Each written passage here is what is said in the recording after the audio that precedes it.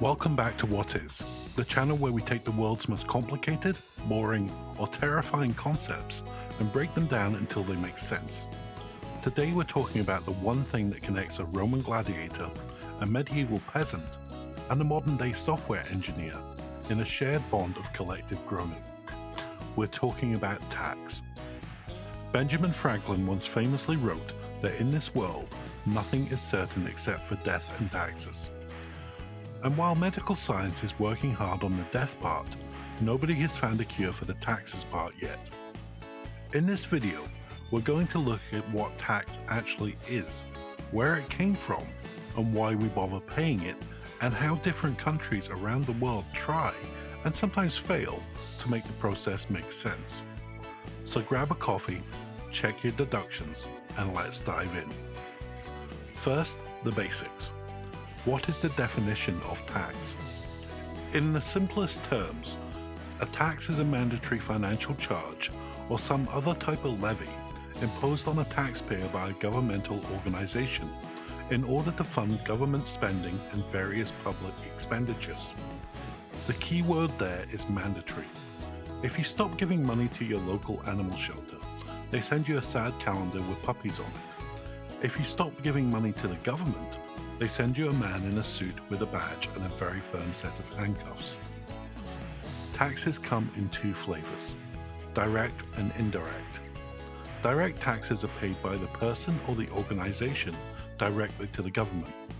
Think income tax or corporate tax. Indirect taxes are collected by an intermediary, like a store, from the person who bears the ultimate economic burden.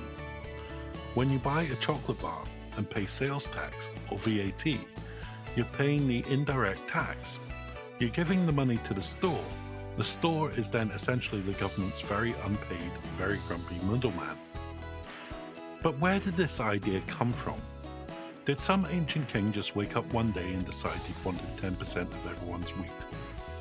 Well, pretty much yeah. History shows that the first known system of taxation was in ancient Egypt, around 3000 to 2800 BC. The pharaoh would conduct a biannual tour of the kingdom, collecting a share of the harvest. If you didn't have grain, you paid in labor. This was called corvée labor. Basically, you paid your taxes by spending a few months of the year building pyramids or digging canals. It's hard to complain about your modern tax software when you realize the alternative was hauling limestone blocks under desert sun. The Greeks were a bit more refined about it. They mostly taxed in times of war. This was called eisphora. Once the war was over, the tax was supposed to stop. This is a recurring theme in history. Governments promising that a tax is just for now. Spoiler alert, it's rarely just for now. Then came the Romans. The Romans were the CEOs of taxations. They had customs duties, land taxes, even a tax on the sale of slaves. They also had a system called tax farming. The government would auction off the right to collect taxes in a certain region to the highest bidder. That person, the publican, would then go into the region and squeeze the locals for as much as possible, keeping the surplus as profit. As you can imagine, this made tax collectors about as popular as a plague of locusts. Falling into the Middle Ages, we see the rise of Dingeld, a tax specifically raised to pay off Viking raiders so they wouldn't burn your village down. It was essentially state-sponsored protection money. As we move into the 17th and the 18th centuries, governments got creative. In 1696, England introduced the window tax. This was a tax based on how many windows your house had. The logic was that rich people had bigger houses with more windows. The result? People started bricking up their windows to save money. If you've ever walked through London or Edinburgh and seen old buildings with bricked up window frames, you're looking at a 300-year-old tax protest. But the big one, the one we all love to hate, is income tax. Believe it or not, income tax is a relatively modern invention. In Britain, it was introduced by William Pitt the Younger in 1799 to pay for weapons and ships to fight Napoleon. He promised it would be temporary. Napoleon was defeated in 1815, and the tax was repealed in 1816, and everyone cheered. Then in 1842, it was brought back. It's been temporary ever since. In the United States, the journey was even more dramatic. The country was basically founded on an anti-tax sentiment. No taxation without representation was the catchphrase of the American Revolution. The early US government mostly funded itself through tariffs on imported goods. It wasn't until the Civil War that the first federal income tax was created. It was repealed, then challenged in Supreme Court, and finally, in 1913, the 16th Amendment was ratified, making federal income tax a permanent fixture of American life. So we know it's mandatory, and we know it's old, but what is it actually used for? And why don't we just keep our money? Imagine for a second that there were no taxes. You get to keep every cent of your paycheck. Great, right? Except you walk out your front door and realize there's no pavement.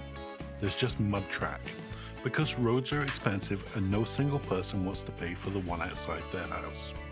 You try to drive to work, but there are no traffic lights, no rules, because there's no Department of Transportation. If your house catches fire, you have to negotiate a price with a private fire brigade while your curtains are melting. If you want to know if your food is safe to eat, you have to hire your own chemist to test your milk for lead, because there's no Food and Drug Administration. Taxes fund public goods. These are things that are non-excludable and non-rivalrous. That's a fancy way of saying, if one person uses it, it doesn't stop someone else from using it, and it's impossible to prevent people from using it once it exists. National defense is a classic example. You can't protect just the people who paid for the army protects the whole border. Taxes pay for the big three. Infrastructure, that's roads, bridges, airports, and water systems. Protection, that's the police, fire departments, and the military. And social services, education, healthcare, and support for the elderly or unemployed. Depending on where you live, social services might be a tiny line item or the biggest chunk of the pie. In many European countries, your taxes pay for your healthcare from birth to death.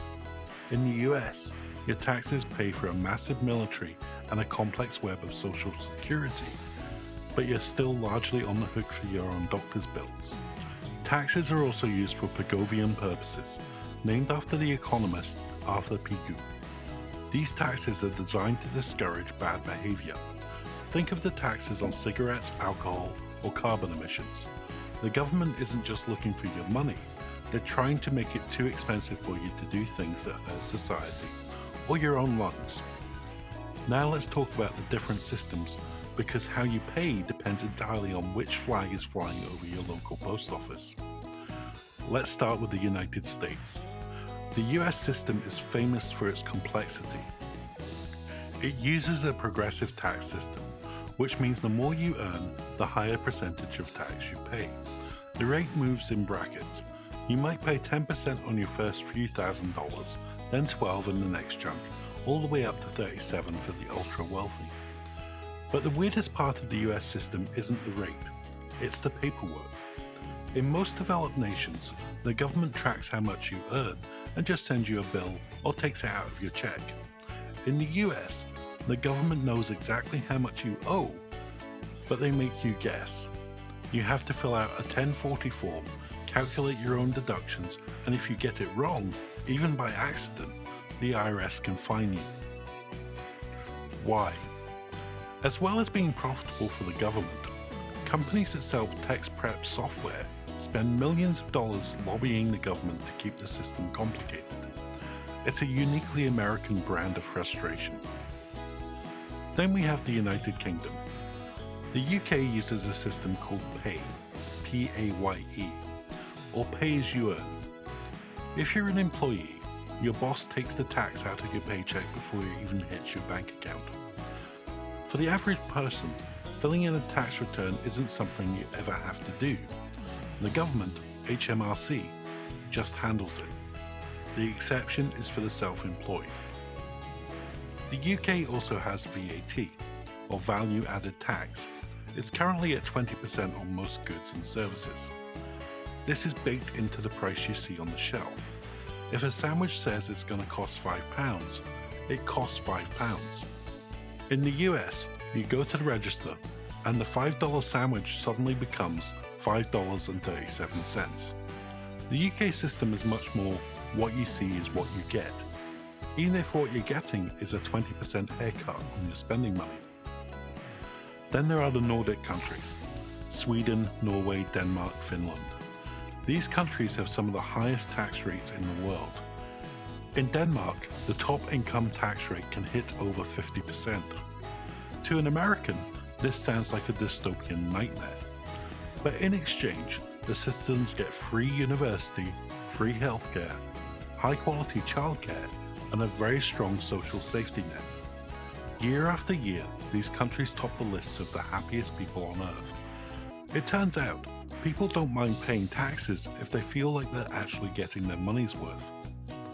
On the total opposite end of the spectrum, we have tax havens. Places like the Cayman Islands, Bermuda, or Monaco. These places often have 0% income tax. They attract the ultra wealthy and the massive corporations who want to shield their money. This leads to the controversial world of tax avoidance versus tax evasion. Tax avoidance is legal. It's using the rules to pay as little as possible, like putting money in a retirement account. Tax evasion is illegal. That's lying about how much you made or hiding money away in a secret basement in Switzerland. As the old saying goes, the difference between tax avoidance and tax evasion is the thickness of a prison wall. We should also mention the flat tax systems used in places like Estonia or several countries in Eastern Europe. Everyone pays the same percentage, regardless of whether they're a billionaire or a barista. It's simple, it fits on a postcard, but critics argue it's unfair because a 20% tax hurts a poor person much more than it hurts a rich person. So why is it all so messy? Why can't we just have one system that works? Because tax isn't just about math, it's about philosophy. It's about the ultimate expression of a country's values. When the government sets a tax policy, they're answering the biggest question in politics. What do we owe each other? Should the rich support the poor? Should we subsidize green energy? Should we tax sugar to make people healthier? Every time a tax law changes, it's a reflection of what that society thinks is important at that specific moment in time. And yes, the system is full of loopholes and frustrations. There's the pink tax, where products marketed to women are often more expensive and taxed differently. Then there are tampon taxes, where basic hygiene products are taxed as luxury items, while things like helicopters or private jets sometimes get tax breaks. There's the corporate tax debate, where some of the biggest companies in the world pay $0 in federal taxes because they moved their intellectual property to a shell company in a tropical island they've never actually visited. It's easy to get cynical. It's easy to look at your paycheck and see the missing 25% and feel like you've been robbed. But then you look at the bridge you drove across. You look at the school where your kids are learning to read. You look at the fact that when you dial 911 or 999, someone actually picks up the phone. Justice Oliver Wendell Holmes Jr. once said, "Taxes are what we pay for civilized society. Without them, we aren't a society. We're just a bunch of individuals sitting in the dark, surrounded by mud, trying to figure out how to build a road." As we look to the future, the world of tax is changing. We're seeing debates around robot taxes. If a machine takes a human's job, should that machine's owner pay the income tax that the person would have generated? We're seeing a push for global minimum corporate tax, so that companies can't play countries against each other in a race to the bottom. Whatever happens, you can be sure of two things. One, you will continue to pay them, and two, you will continue to complain about them. It's the circle of life. That's our deep dive into the world of taxes. If you made it this far, congratulations. You now know more about the history of the IRS and the window tax than 99% of the population. If you enjoyed this video, please do us a favor, hit that like button. It's a totally free way to support the channel, and unlike the government, we won't audit you if you don't do it. Don't forget to subscribe to What Is for more deep dives into the things that run our world. Do you have weird taxes in your country? Or is there a topic you want us to cover next? Let us know in the comments below. Thanks for watching, and remember, keep your receipts. You never know when you'll need them. See you in the next one.